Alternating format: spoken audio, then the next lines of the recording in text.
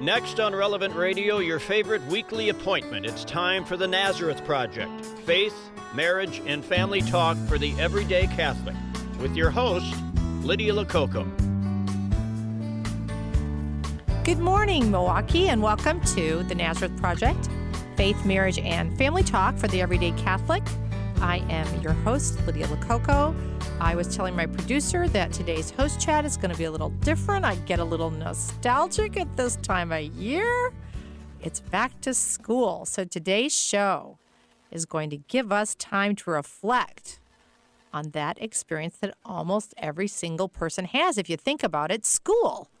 You might have attended public or private. You might have attended parochial. You might have been homeschooled. But for almost every American, some part of their early childhood and middle years were devoted to learning. And it is especially at this time of year that we pick up those backpacks and tablets and Kindles, or in the case of my long-gone mother who was raised in the backwoods of Louisiana during the Depression, a slate. I'm not kidding. Anyway, this is the time the new year begins. And this is so ingrained in us, I think, that this time of year is actually our real lived experience of what a new year is. The slate, so to speak, is clean, isn't it? I love this. And for children and middle schoolers and high school students, for college students, for grad students, med students, law students, it's a time of new beginnings. I always appreciate this time for a fresh start because I was one of those people, I was one of those mothers that was going to get it right every year.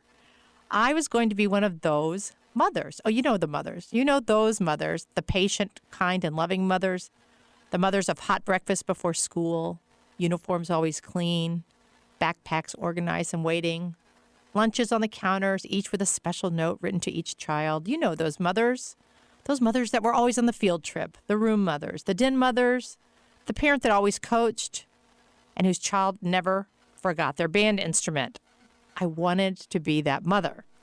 I was never discouraged that I wasn't that person because I always knew that my time was coming. You know, that time in the distance when the babies would be sleeping through the night, or one day no one in the house will be cutting teeth, or next year when I was sure that the linen closet would be organized and the Halloween costumes would be homemade. And so when it's this time of year and the nip comes in from the fall air, actually even before that, there would actually be sometimes a little different slant in the sun, just something in the look of the trees that would tell you that school is coming and a new year full of new possibilities for who I was going to become.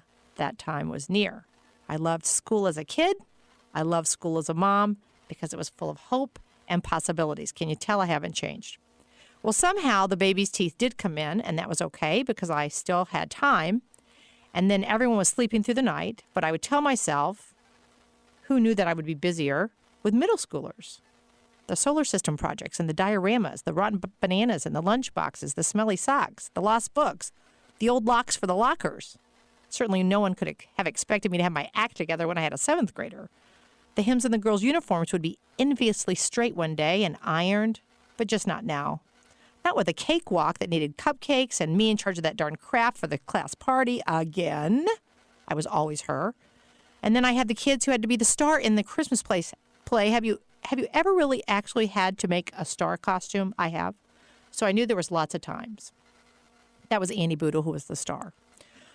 Until I realized that my middle schoolers were in high school now, and I knew that even though I thought by then I should have my act together, but really with all the driving for sports and the football uniforms to wash, even though it took me forever to realize that only one knee of those football pants were dirty, the hazard of always kneeling and never being put in, I would get my life in order once those book sales and the drama benefits were done, and then I would size the clothes, and I would be able to put my coat in the coat closet. And then they left for college. And I turned around and I realized that somehow I had missed it. Somehow I had totally missed ever getting my act together. Somehow 8 children had slipped through my hands, and all the while I admit to be that other mother, that the good mother, the cool one, the holy one, the one who said all the right things and taught them their prayers and was patient and kind and loving. And now that feeling is in the air again, folks, and it feels like time for new notebooks and clean tennis shoes. And this time, I am going to get my act together, and I'm going to be such a fabulous grandmother.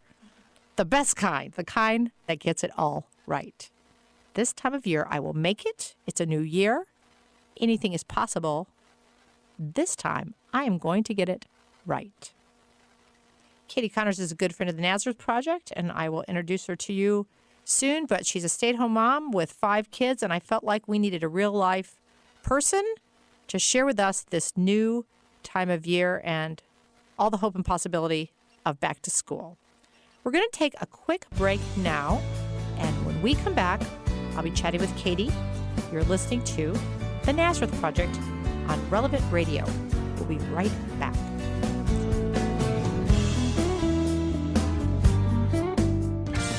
If you can picture it, American Landscape can make it happen. You can rest assured that the haven you have in mind can happen with American Landscape. Transform an ordinary yard into an outdoor living space everyone will love. Since 1973, American Landscape has been serving residential and commercial property owners with certified professionals. Go to relevantradio.com, keyword landscape. relevantradio.com, keyword landscape. If you've just started listening to AM 1640, welcome to the new station, covering all the counties of the Archdiocese. If you're a business owner, your message could be airing right here, right now. With 2 stations delivering the Nazareth Project and other great shows all weekend, your message will be heard by thousands of potential customers. Build awareness, brand your business, and drive traffic. Contact is easy. Send an email to businessbuilding@relevantradio.com. We're back with the Nazareth Project on Relevant Radio. Here's your host, Lydia Lococo. Welcome back to the Nazareth Project. We're so glad you came back. I am so excited to be in the studio today with a great friend of the Nazareth Project, and she's going to be your friend soon too, trust me. Her name is Katy Conners. I want to give, Katy, before we start, I want to do a little bio. Sure. Little history. Katy Conners comes to us from St. Louis, and she has now been in the Milwaukee Archdiocese for how long, Katy? 8 years. For 8 years. I met Katy my first year in the Nazareth Project. I think I went to lunch with her. I remember the lunch vividly because it was one of those great Southside Mexican restaurants. And she was working with the Pregnancy Help Center and wanted to connect with the Nazareth Project. She's now a stay-at-home mom, wife to Brad Conners, and mom to Jack, Josie, Charlie, Lily, and Henry, who is now in the studio, and you will probably hear him gurgling in the background. That doesn't bother me, so I hope it doesn't bother you. We like to think of ourselves as very pro-children here. I wanted someone to sit back and really talk about what it means in the life of the everyday suburban parent when you get that little twinge in the air and it's back to school time. Because back to school, as I said in the intro, is more of a New Year's turning of the page than January 1st is. So, Katy, welcome. Thank you. So glad to have you. This isn't your first rodeo because you've been in the studio with the Archbishop before, haven't you? Yes, and it was lovely. Yes. And we might reference your subject matter with him, and they can look it up on our archives. But for right now, we're talking about back to school. So we're in August 2014. Mm-hmm. And you are going to have a first grader, a K4 that you'll have to pick up at 11:30. Yes. 2 days a week on Tuesdays, Thursdays, you're going to have, it's a nursery school, but they call it K3 now. Mm-hmm. And that would be Charlie. Yes. And then at home, you'll have Lily wrecking things. Yes. And then a baby who takes a bottle and 2 naps a day, etc. Yes. And then Lily is also in gymnastics with Mommy. So that's another added bonus. Oh, boy. Share with our listeners, there might be some people out there who have no idea what back to school means. What does back to school mean in your family? Well, for us, it started when we were at Target a few weeks ago, and they have the big back to school signs. And Jack saw the notebooks and said, when do we get our special lunch? Because last year I took him out to lunch and went school supply shopping, and he was thrilled. And back to school also means calendars, lots of calendars, and everybody has a different schedule this year. And it's coordinating who's taking who where and when they're taking them, and also managing when I need to be at school, because I like to volunteer at school as well. So it's lots of scheduling. It's lots. You have to be a really people, and I don't say this in a flip way. People really will say to me, "Oh my goodness, you're so organized. How do you work and do whatever?" And I always want to turn to them and say, "Have you ever run a family Right. with schools and activities and volunteering, etc.? It's always amazing to me how on top of things you have to be." It occurs to me, though, at this time of the year, what if you're not one of those women who hop out of bed in the morning? No, I mean that sincerely. What if you are just one of those women that doesn't find a lot of reward in color coding calendars? Well, as for hopping out in the morning, my husband is very helpful. He likes to get up and get the kids ready for me so that I can have a little bit extra time with the baby. So I'm grateful for that. But I think that if you are not a color coding calendar person, it's really a sacrifice that you're giving up your time and your energy, and you know that you're doing this for your children, and you need to make that effort for them. And I'm again not being flip. It's really it's suffering that you can offer up during the day, because how many opportunities do you have? I mean, that isn't everybody's cup of tea. No, some people. It's really hard when school starts. It is, especially because if you have had a summer where it's lazy days and you can do what you want, to go back to school and have that. Our bus comes at 6:47 in the morning. Okay. So that's bright and early. And then Charlie gets dropped off at 8:30, and then they get picked up at 11:30. So it is a lot of driving and taking time that is no longer your own. I was always divided, all my girlfriends, and we were all, of course, good girlfriends. But there were two different kinds of women. Mm-hmm. There were the women that loved summer. Now, for me, that meant sand being tracked in. Yes. Wet towels. God knows, what torture chamber they were making back in the forest for me to, booby trap. I can regale you with all kind of stories on that one. And then there was the other mother who loved the order of that fall, those crisp fall mornings and the order. And see, I would settle down into that order and love it. But my good girlfriend, mother of 12, she was like, how can you look forward to school? Then you're regimented and you don't have all that, it's really one-on-one. She loved her children much more than I loved mine, was the deal. No. But no, she did. She loved that quality time with the kids in the summer. And then, there's also the listeners we have out there who aren't stay-at-home moms. Mm-hmm. So they work full-time, and then they probably have few kids, and for school for them means, I'm sure, they have to take every year kind of on its own, no panicking.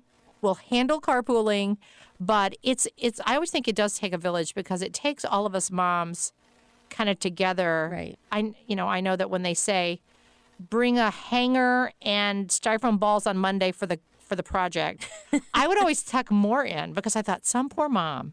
Mm-hmm.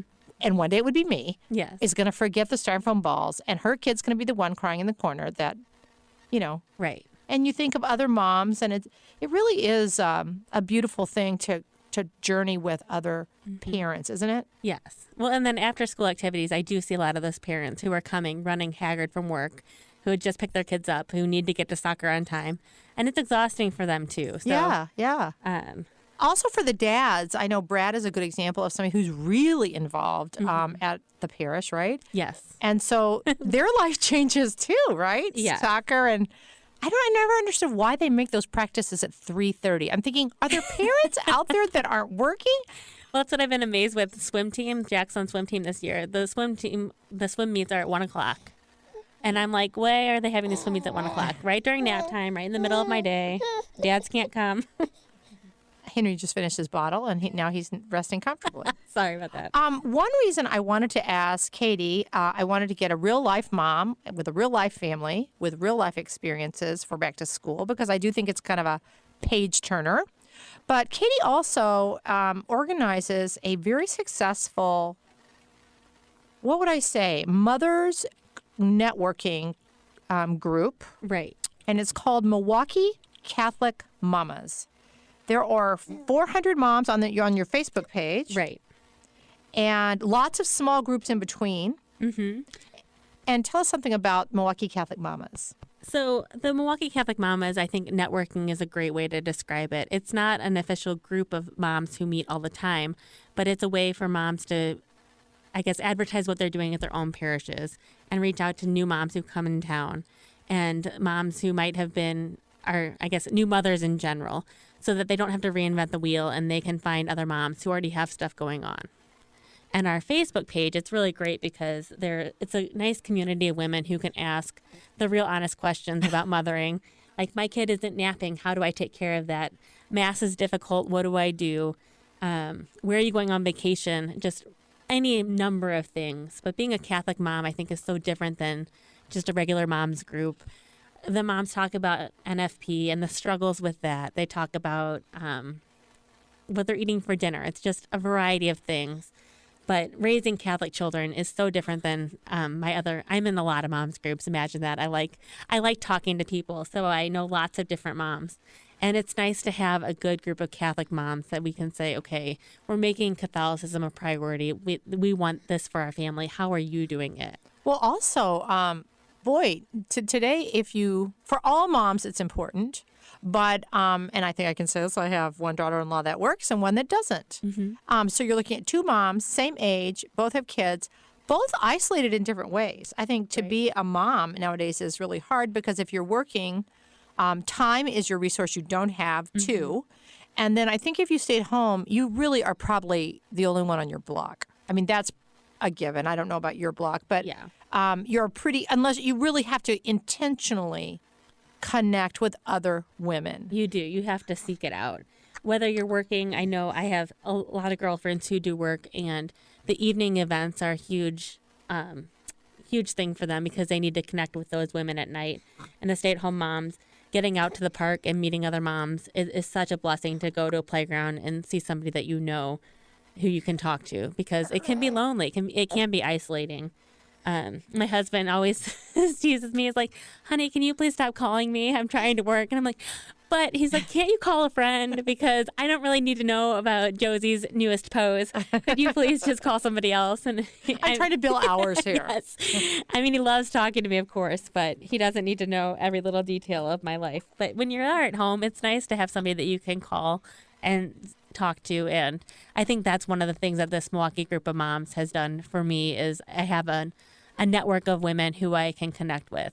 Now, I don't want to leave out, I'm trying to think of anybody I'm leaving out. I don't want to leave out our fabulous, fabulous homeschool moms. Oh, yes. Because, boy, do we count on them too. And I can't imagine what back to school means for a homeschool mom because that means you've got to be doing lesson plans and you've got to get your books purchased and all kind of great things like that, which they probably love.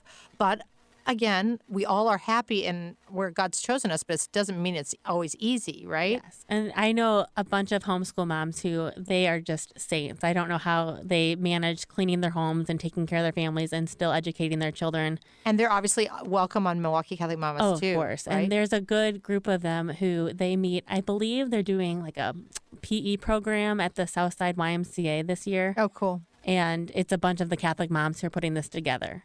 And then I also noticed, and this leads into some other shows that we're airing in August, suffering, and I don't want to say tragedy, but tragedies, things happen in families.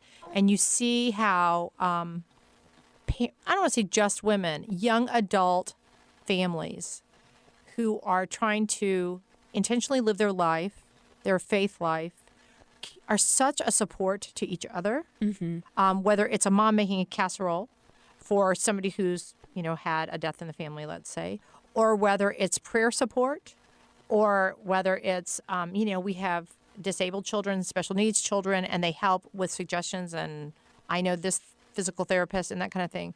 So you really are a source of great comfort to each other, don't you think? I mean, don't you think that's the strength of what you do? And I think it's unique to my group. If you wonder, of friends. she's burping. She's burping, Henry, if you hear a beating. Sorry. I'm not beating anyone in the studio.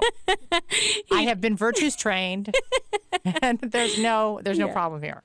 I think it's so nice to have such a strong community here because I went to school in Kansas City and my Catholic girlfriends are all across the country, and Not many of them have the strong community of other Catholic moms that we have in Milwaukee. We're both transplants, and we just want to go, yay, Milwaukee, because it's a special place to live.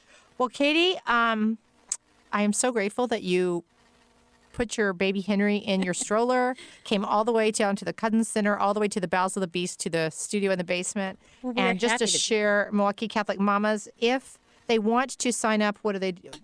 Where's the? They can, on Facebook, they can Google the Milwaukee Catholic Mamas, and it's Mamas, MAMAS, or they can email MilwaukeeCatholicMamas@gmail.com, and I can put them on my listserv.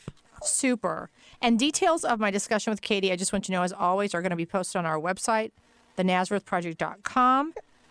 Katy, thank you. We're going to take a quick break now, and when we come back, it's going to be time for our mailbag. This is Lydia Lococo, and you are listening to The Nazareth Project. We'll be right back. If you can picture it, American Landscape can make it happen. You can rest assured that the haven you have in mind can happen with American Landscape. Transform an ordinary yard into an outdoor living space everyone will love. Since 1973, American Landscape has been serving residential and commercial property owners with certified professionals. Go to relevantradio.com, keyword landscape. relevantradio.com, keyword landscape. More and more people are talking about Lydia Lococo's Nazareth Project on Relevant Radio. If you're a business owner, your message could be airing right here, right now. With 2 stations now serving the Archdiocese and covering all of southeast Wisconsin, your message will be heard by thousands of potential customers. Contact is quick. Send an email to businessbuilding@relevantradio.com. Build awareness, brand your business, and drive traffic. Businessbuilding@relevantradio.com. We are back with the Nazareth Project on Relevant Radio and your host, Lydia Lococo. Welcome back to the Nazareth Project, faith, marriage, and family talk for the everyday Catholic. It's time for the mailbag. I have a question here from an anonymous person who sent it in by email. The question is, my fiance and I recently got engaged. Congratulations, Anonymous. We think we want to get married in the church, but we aren't sure where to go, and we don't belong to a parish. What do we do? Well, here's a little secret in the Archdiocese of Milwaukee. Everyone wants to marry you, okay? We have 211 parishes, and we all want to marry you. So this isn't a problem. This is a plethora of abundance and possibilities. I would encourage you, whether you're getting married or not, to join a parish. We want you to join. We want you to be members of a parish, feel like you belong, and dig down some roots. The question is, of course, where? So there's a lot of questions that go into joining a parish. Some of our parishes with more young adults, I'm thinking of our downtown parishes or some of our east side parishes, do have larger numbers of kind of transient people. Maybe they haven't grown up here. Maybe they haven't lived here. They don't have parents here. So I don't know your own particular circumstance. The point is, you'd want to join a parish, and you want to call them and say, I want to join your parish. You're going to have to handhold me and tell me what to do. And then I'd also like to get married. And they usually, the minimum would be a 6-month space of time. We have to have time for marriage prep. And then after you join, you would set up an appointment with a priest at the parish. Sometimes a deacon or pastoral associate would do some initial questioning, but eventually you will meet with a deacon or priest, and they will meet with you and bring you in and offer you coffee and get to know you as people, as a couple, and then they will tell you what goes into the preparation for being engaged. One thing that goes into it is you would come to one of our Nazareth Engaged Enrichment Days. We have about 1,300 couples a year who go through about 11 Engaged Enrichment Days, and then we also have opportunities. If you don't want to go through a day, you can go on a retreat experience, and that would be part of the prep that you will do with the priest. So we're so happy that you're engaged and want to enter into sacramental marriage, and we're thrilled that you want to join a parish and be married in the church. So if you have any questions, you can always call our office. My number is 758-2214, and you can call me, and I'll point you in the right direction. But you can go on the website of the Archmill, archmail.org and find everything you need right there. So thank you, Anonymous, for your question. Right now, we are going to do a little community bulletin board. We don't really have a community bulletin board, except now we have so much coming up and so many things we want to connect you with that I think we're inventing one. So welcome to, if you can imagine in your eyes, we have a bulletin board, and they're all kind of little sticky notes and thumbtacks, okay? So number one, these are things I want to drive you to, so get your pencils and your pens ready. Please no wrecking the car if you're listening in the car. You can always find all this information on our website. You can come to the Nazareth Project or go to archmail.org. Number one is Catholic ID video blog. We have this great method of evangelization vehicle is all I can say, that is created by our communications office in conjunction with the evangelization office here. It's a 60-second message from Rich Harder. It comes out weekly, and it's posted on the archmail.org. It's posted on johnpaul2center.org right on the front. And you can catch the latest Catholic ID video. And then we also want to share it on Facebook for Rich Harder, and we want to get it out there because they do a really great job, and I've really enjoyed seeing them. I worry sometimes that no one sees them, so I'm pushing them out. Number two, we have monthly Common Ground of Grief presentations for people in the area of bereavement ministry, the first Tuesday of every month. So the September talk is coming up. It'll be September the 2nd at San Camillus in Wauwatosa. Again, go to johnpaul2center.org for details. October 4th, this is important. If you've been married 25 years or if you've been married 50 years or more, we want to invite you to a very special Mass. The Archbishop is going to preside. It will be held this year at St. Dominic's. We travel all over the Archdiocese every year. It's called the Jubilee Mass. It's October 4th at 10 a.m. You do need to download a registration form. Again, go to johnpaul2center.org and look for the Jubilee Mass. Then coming up on October 5th, the next day, is Respect Life Sunday. Tons of resources. Anything you want to find, come to our website. October 5th through 7th, starting on that Sunday, is Hearts United. We're doing this in conjunction with the Rosary Evangelization Group. It's going to be held at Christ King Parish. No registration is required, but you can get details at Hearts United 2014. I got 3 more events I want to PR. You ready? Souls for Catholic Education Walk. It's zooming up on us. Save the date, October 25th. It's going to be at Mount Mary. You can register at CatholicSchools.walk.org. Then quickly after that, November 1st, is Women of Christ. It will be at the Washington County Pavilion out near West Bend. Register at womenofchrist.net. And lastly, big new event. There are only 2 national young adult Steubenville conferences in the nation. We're one of them. November 8th. It's called Encounter, and we're hosting it here at the Cousins Center. It's called the Encounter Young Adult Conference, November 8th. You can register at arisemissions.org. So that's it for our community bulletin board. I want to go and end this little chat we've had today thinking about what really matters. Here is to all the parents out there with children starting school. I'm toasting you with my coffee cup.